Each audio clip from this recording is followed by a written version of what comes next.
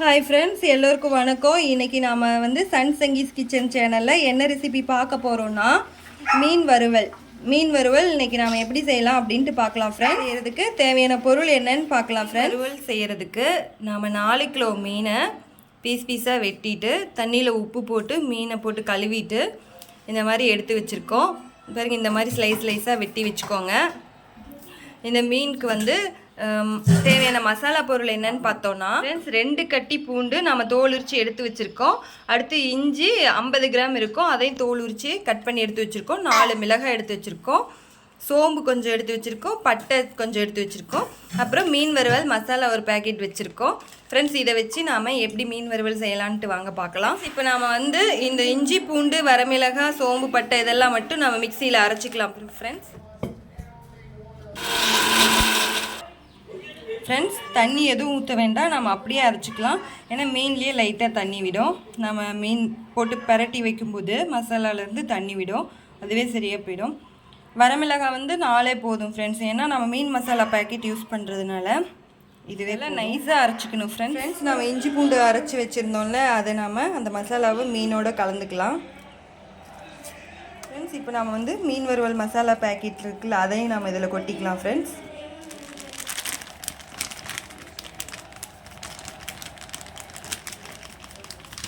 இதை நாம் நல்லா கலக்கிக்கலாம் ஃப்ரெண்ட்ஸ்.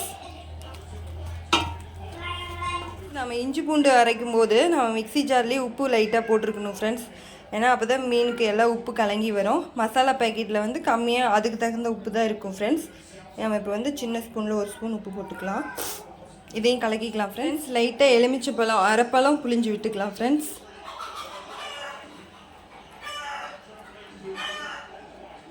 இப்போ நம்ம அதையும் கலக்கி விட்டுக்கலாம். இது இது இப்படியே 1/2 மணி நேரம் ஊறட்டும் ஃப்ரெண்ட்ஸ். 1/2 மணி நேரத்துக்கு அப்புறமா நம்ம எண்ணெயில் பொரித்து எடுத்து மீன் வறுவல் சில்லி எப்படி இருக்குன்னு பார்க்கலாம் ஃப்ரெண்ட்ஸ். 1/2 மணி நேரம் ஆயிடுச்சு, மீன் ஊறிடுச்சு. இப்போ நம்ம மீன் பொரிக்கிறதுக்கு தேவையான எண்ணெய் ஊற்றிக்கலாம் ஃப்ரெண்ட்ஸ். எண்ணெய் சூடேறிட்டோம் ஃப்ரெண்ட்ஸ். எண்ணெய் சூடேறிடுச்சு. இப்போ நம்ம மீன் போட்டு பொரித்து எடுத்துக்கலாம் எண்ணெயில்.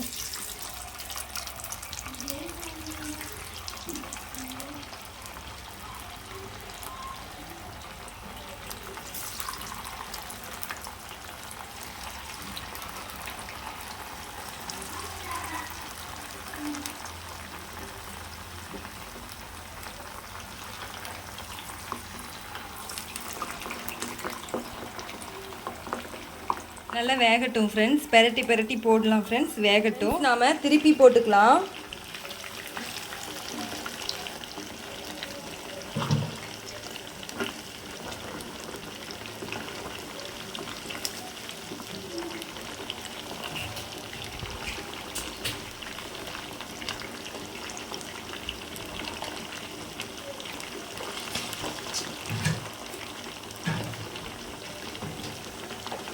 மீன் வறுவல் செய்கிறதுக்கு நம்ம தேவையான பொருள் நிறையா போட்டிருக்கோம்.